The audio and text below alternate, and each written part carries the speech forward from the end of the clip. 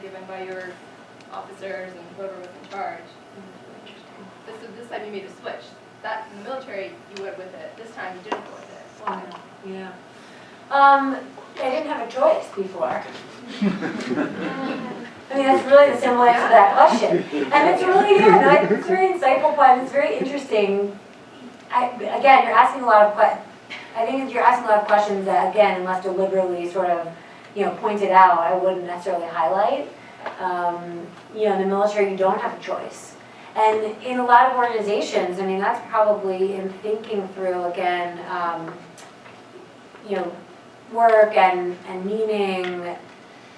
I think in that case, in the military, you don't have a choice. I had to draw the meaning, the success, from knowing that I was a part of an institution that was much bigger than anything that I was about individually. And I made that choice, and I liked that choice, and that's a choice you make in certain public service or institutions. And in certain big private organizations, you would make that choice. And in this case, I knew that I had a choice, as difficult as that was going to be to leave my job at that time. That was a choice I had then later. And so for me, it was obvious. Was that success? Did you consider that successful?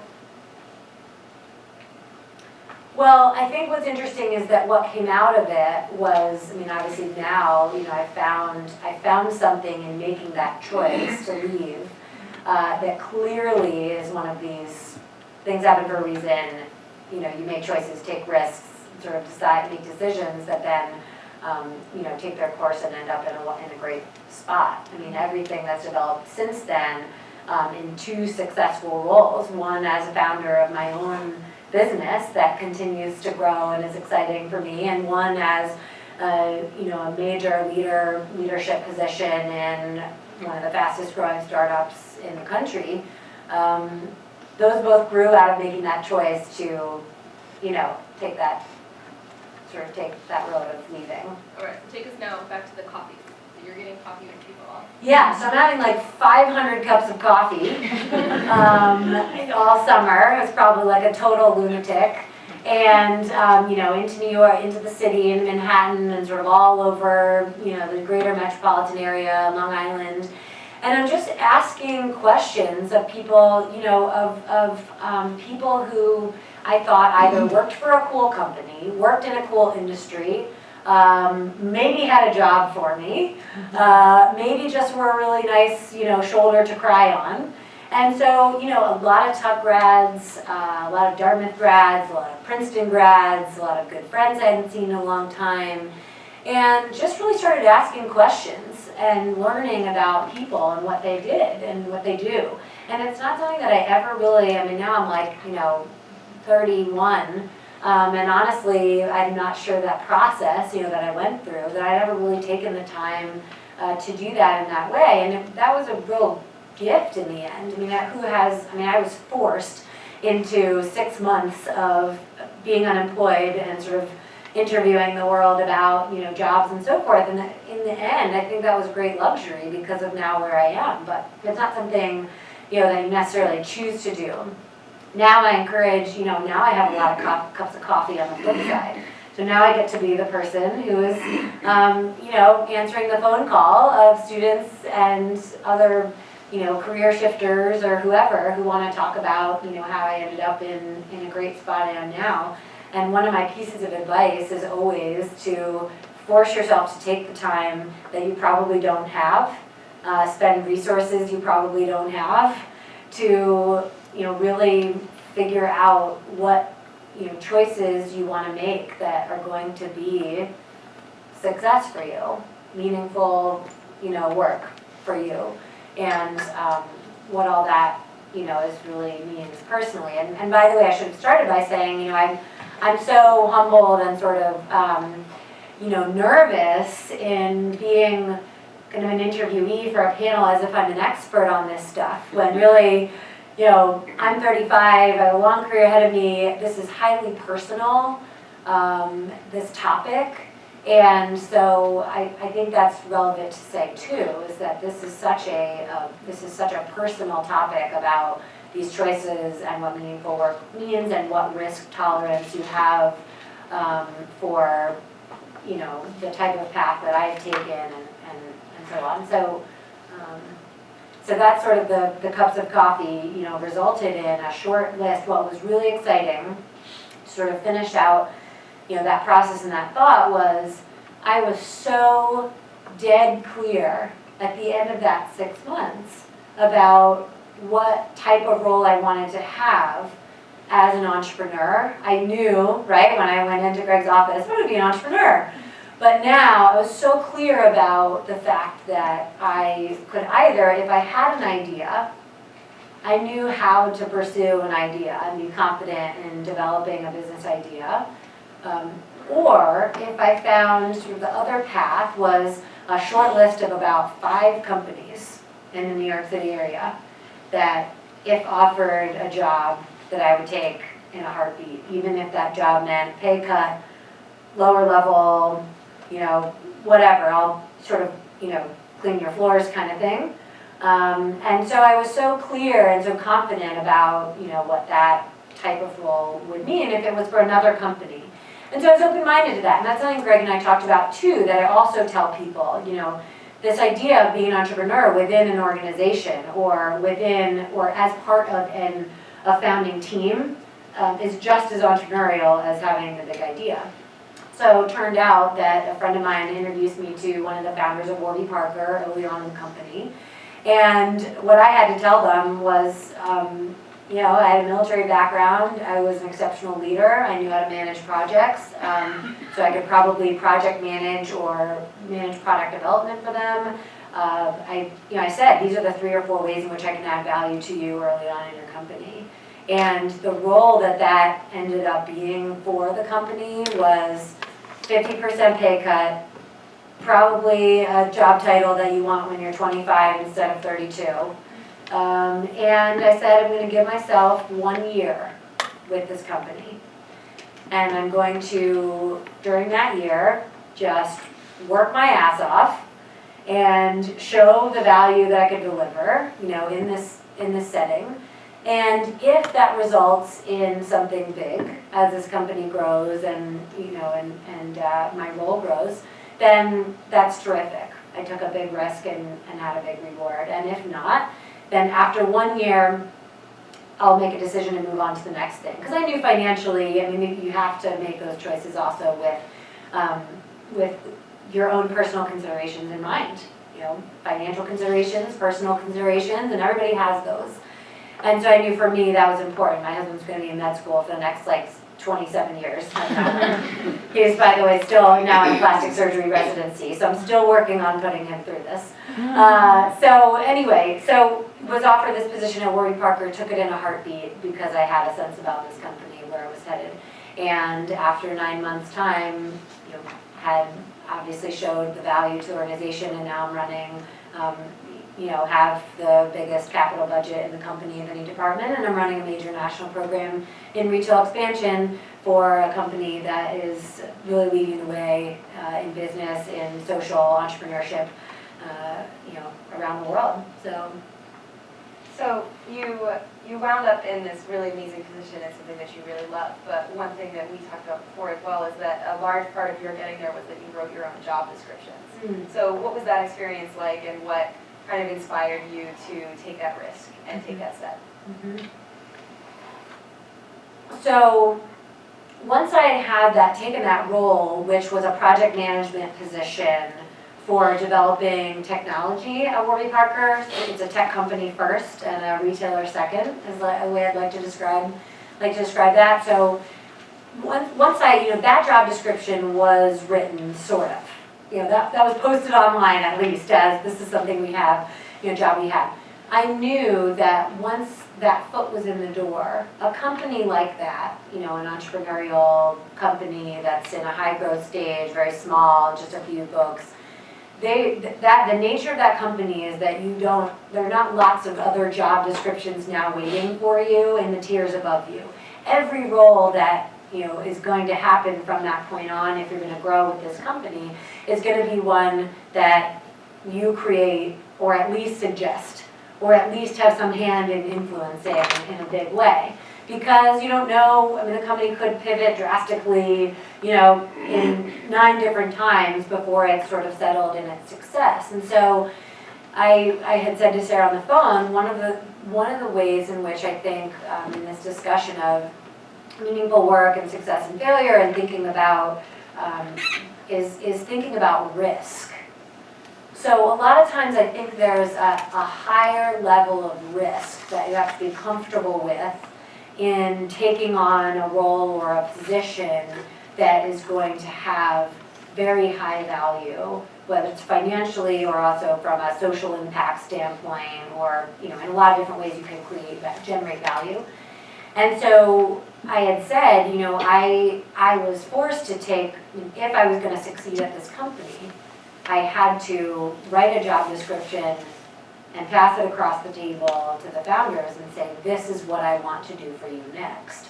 Also, I could have been a project manager and sort of continue to be a project manager, and then maybe a senior project manager, and then you're sort of 5 years down the road and I'm still doing that. But to take on a leadership role that's much more substantial, I had to write a job description. First of all, raise my hand for everything that came my way, and said absolutely I can do that for you, and then figure out how to do it. And figure out later, sort of ask now and figure out later. And then you write the job description, and then in every case, it was something that I had seen the company needed, and then showed them with confidence that I can do this for you. And so I had said I've written now 3 job descriptions for the roles that I've had that have increased in seniority and pivoted, sort of stayed in this kind of in retail and real estate development and generally on the same path, but 3 distinctive roles that have resulted in what I'm doing now. So I had just said I encouraged, what I would encourage in this discussion of meaningful work is decide what's meaningful, and then decide what level of risk you're willing to take to make that happen and really do that work and write your own ticket. And again, the level of risk in working for a company that was at least established and looking to be successful and had raised funds, I lowered that level of risk a bit. This wasn't my own company, but taking sort of a certain threshold and saying, I'm gonna really raise my hand and write my own jobs from here on out, and know that that has to happen for me to be successful here. Another thing that you had mentioned as well on the subject of meaningful work and just recognizing that it's just about time to take some questions. But really briefly at the end, I'd just love if you could talk about your thoughts as well on value, which is something that came up, and you mentioned at the beginning that the Fit Fighter program and company is also something that's been really significant to you and something that you've done. So how have you seen value playing into the different work that you've done from your military career through being an entrepreneur and working at Warby and doing this work with the Fit Fighter program as well? Mm-hmm. Yeah, so I love that question as a way to sort of send us into the Q&A period. This topic really gets to the heart of what you value and what value means to a person. We often talk about value and people think about their work and their profession in dollars and cents terms. So what is my salary? What am I paid, each year, and what's my bonus? 10%. And so what I said to Sara when we talked on the phone is value is generated and can be defined in hundreds of other ways depending on who you are and what you feel is valuable. It could be valuable to you personally or valuable to the people who you're doing work for, value to society, it's generating value for a nonprofit organization, and on and on. And so, one of the things that has been prevalent in my career is that I've always had to attribute other aspects of my work to really translating them into dollars and cents terms and being able to understand what that value is. So in the military, that actually is from as simple as value and benefits that you get in the military, right? So I had a salary in the military. If I told you what that was, you'd be like, you lived on that, for 5 years. But then you think about simple things like all the benefits that you're given in the military, and you sort of add those on, right? That's the simple math version of extra value that's generated by a role. But then there's this other type of value, which is, for example, with Warby Parker, every day I wake up in the morning and I know that if I open a store that day, customers that walk into the store purchase glasses at Warby Parker, and every pair of glasses that's purchased is a pair of glasses that then is donated for free to a person in need of vision care services around the world who doesn't have them. So, every day I get to wake up and my work is specifically, if I go to work that day and work really hard, I know that by working really hard, I've then changed someone's life directly. And so it's a very easy, attribution of value for me. That in and of itself, I consider to be part of my total compensation package at Warby Parker, because that is a privilege to be able to do that kind of work. And so that's fine for me. If my, if my car is a little crappier, or if my house is a little smaller, or if, whatever, I had to make some compromise, I add that on very deliberately to what I consider, my sort of total compensation. It's a term I like to call privilege value. And so, I made that up. You guys can all use it from now on when you're talking about your meaningful work. So anyway, that's, I think that's really important, because that's, again, really personal. Value is not the same for everyone, and it shouldn't be. And there's no judgment that can be inferred one person to the next on what, you should value, or, that you guys should value versus what I would. So my work with FitFighter, what's interesting is that, and sort of last thing I'll say, we should get to questions, because now I'm rambling. Sorry, I have a 7-week-old at home, so I'm a little bit of baby fog here. So the final thing I'll say is that also there's a translation of this into how a business is structured, which is something that I also learned from Greg and sort of the Tuck entrepreneurship curriculum. So with FitFighter, the way that I've structured the business and the sort of strategic outline of that business is that initially I really wanted to impact the fire service. So I volunteered for, really missing the military, volunteered for my fire department locally on Long Island when I moved to Long Island. So I'm a volunteer firefighter, and I started to recognize that there was a real separation, a real chasm between fitness training for volunteer firefighters and what they need to be trained for on the fire ground.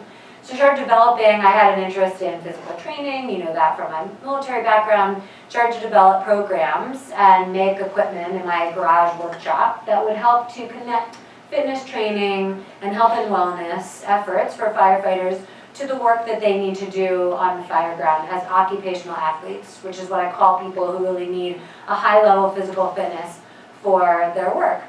And so, What's the leading cause of death for firefighters? Leading cause of death for firefighters is cardiac arrest. I ask that question in most settings where I talk a lot of conventions and conferences for firefighters, and I should have asked the question here before I answered. What do people say? What would you say if I'd asked that question you didn't know now? What do firefighters die of? Smoke, burns, right? Falls, right? None of the above. Cardiac arrest is the single highest killer of, most frequent killer of firefighters out there. And then on the injury side of things, the most frequent injuries of firefighters are musculoskeletal. Again, not burns, not falls, musculoskeletal, which tells you preventative and injuries that can be prevented. So there were statistics out there. There was this compelling opportunity in the fitness industry, which is booming. It's growing bonkers. This fire service, which was an institution I felt strongly about, which very much sort of falls in my public service interest. And I started to see a business opportunity here to build a business that was inspired by firefighting on the fire ground, which everyone thinks is cool. I mean, these are American heroes, you know, just like the military. And to develop equipment and programs inspired by firefighters that I would then sell to the mass fitness market. So now I sell to gyms, CrossFit, sports performance centers, you know, all over the country, individuals online from our website. And in doing so, I'm able to then lower my prices, you know, make this equipment and programming, you know, an opportunity for fire departments and training academies to purchase at lower cost, make that more viable for them, and in turn impact the fire service.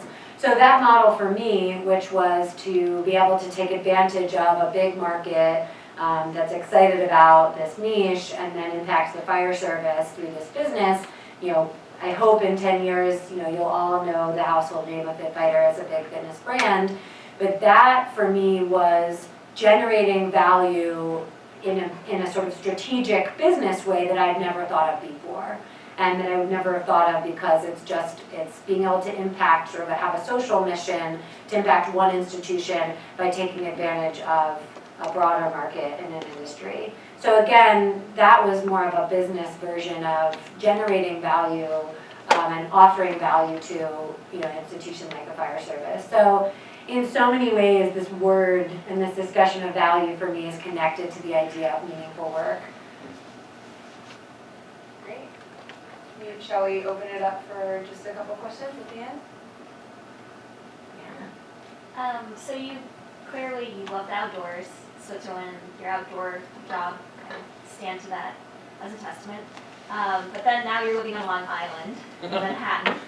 Right, and so my question is, how do you prioritize, not just like what job should I take? Because a lot of the time it's not, oh, this one's paying $10,000 more. It's apples to oranges. It's small startup to large tech company. It's, do I give up the outdoors to not live in Colorado Springs, to Long Island, but then I get to work for Warby Parker? So are there any questions you ask yourself, or is it really just, I have a sense, because you said I had a sense that Warby Parker was going to be something good. Mm-hmm. So is it like pros and cons tables, or is it just feeling?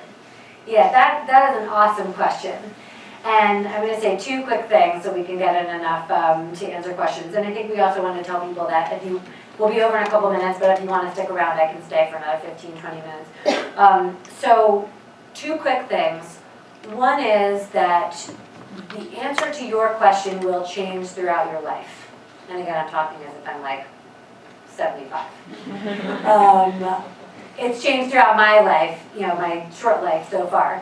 And so that will evolve. I'm guessing that in 20 years when my kids are grown and my husband's finally a plastic surgeon, we, you know, I hope we'll move to Vancouver and go hike, you know, backcountry skiing every weekend in Rogers Pass.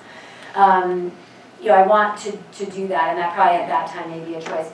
So that will evolve, the answer to that question. I think it's going to be very like situationally dependent.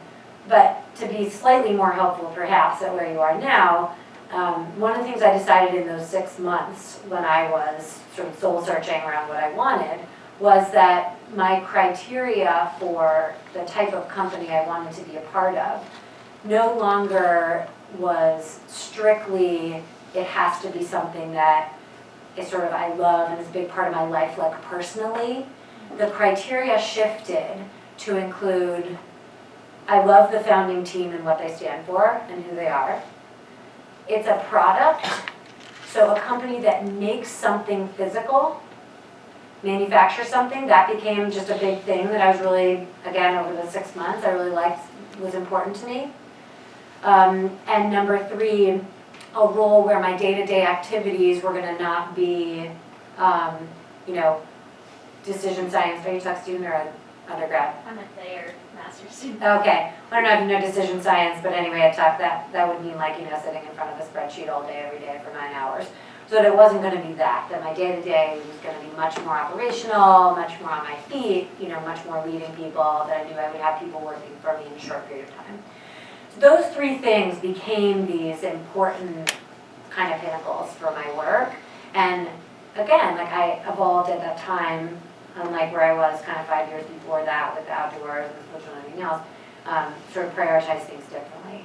So I think you will find it's just a matter of taking the time to think through that, and suddenly you become at peace with the idea that you live in, you know, Port Washington, Long Island, and the Long Island Expressway sucks, and you know you can't get up to Hanover as much as you want.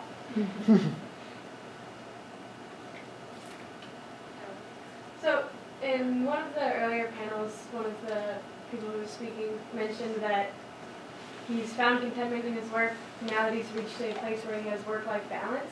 I was wondering if you could speak a little bit to how you found that kind of work-life balance and where you are, or found the contentment in the periods of time when you don't have that work-life balance, for example, when you're in the work your ass off stage. Yeah. So here's what I'm gonna rock the boat a little bit on that work-life balance thing. And I'm gonna tell you that I hate that term with a passion. It drives me nuts when we have, we're having a panel on work-life balance. And I'm like, God, can we stop having panels on work-life balance? And here's why. Because I think that if we're talking about work and life as needing some kind of balance where we haven't decided that work is life. I mean, how many hours a day we spend, right, doing work? You know, and by the way, let me just pause and say that my husband tells me that I'm too aggressive about these comments because when he's sitting in the room, he's not in the room, so I think they should, and he tells me that because he's like, you know, Sarah, some people have to do work they don't love, and you know, you've sort of been really lucky and that we have made a lot of choices, you know, and sort of are able to do work that generally find work we love. And most of the people in this room, I think, would have the same fortune that you will be able to make great choices to do things that you really like. And I know you will, because if you're sitting in this room and we're here at Dartmouth, that's the kind of people that we are. So I'll pause and just say that because I think that's probably an important point. But I still think that, you know, if we sort of talk about work-life balance as if it's something that, you know, is just inherently in conflict, then it's not a great place to start. So I think, so I'll just say that as like a general overarching, but that wasn't super helpful to answering your questions, and now I'll at least attempt. So I think that based on that comment that I just sort of said, I think it's really important to be at peace with the idea, and again, this comes back to that risk-reward. What do you need financially? You know, do you need that financially because you need to have a really nice car, or do you need that financially to put your kid through school, or do you need that financially to buy groceries? You know, what do you sort of need? What are all of these sort of decisions that you're making and sort of risks that you're taking? You may need to make a decision if you set a threshold at a certain financial barrier, at a certain whatever type of life, where you're going to have to be at peace with the idea that you're working 16 hours a day. Or if you've decided that you're going to start a company because you have a big idea that you love, you better believe that you should love. I mean, that's what I do. I do fit fighter on nights and weekends. So I work at Warby during the day, and then I do fit fighter on nights and like training firefighters on nights and weekends. That's what I do. I love it. It's like I love doing that. So I think being at peace with that choice is really where I would land on the answer to that question of,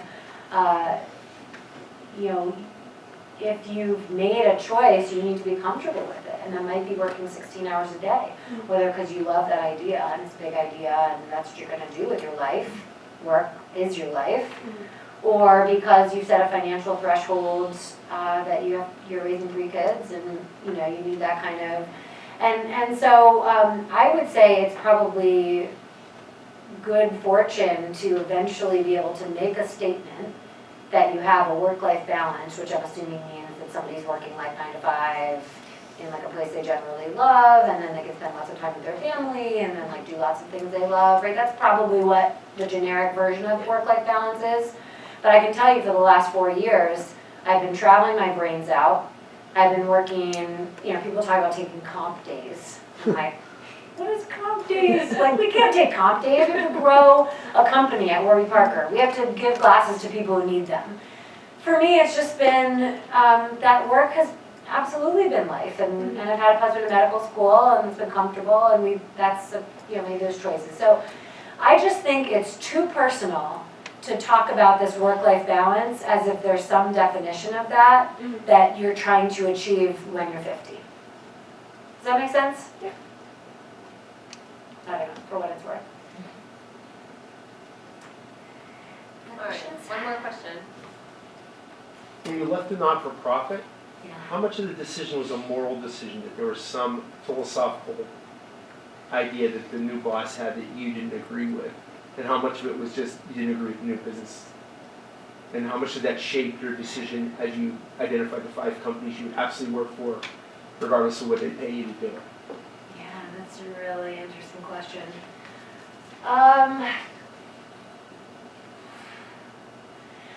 Well, I would say that it was mostly because I felt that I had helped develop the roots of the organization with a personal commitment to the way that we were going to develop the strategy going forward. And I wasn't able to realize that because this person was, coming in and sort of telling me that I couldn't.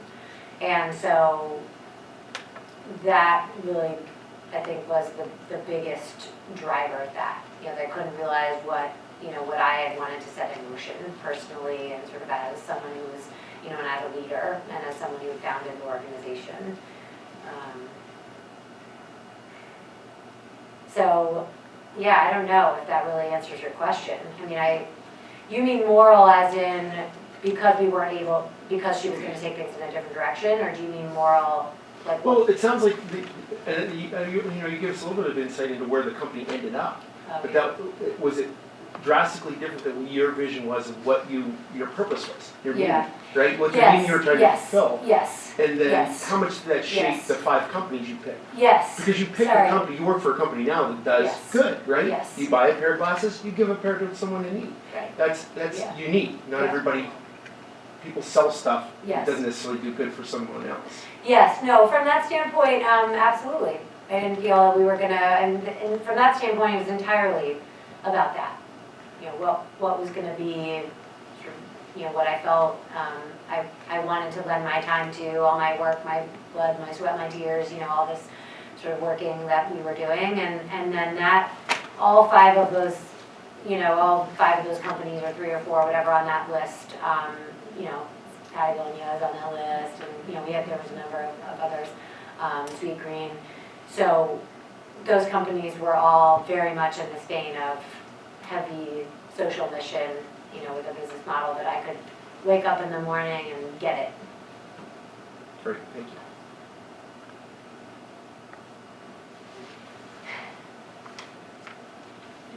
Do we have one more? Yeah, why not?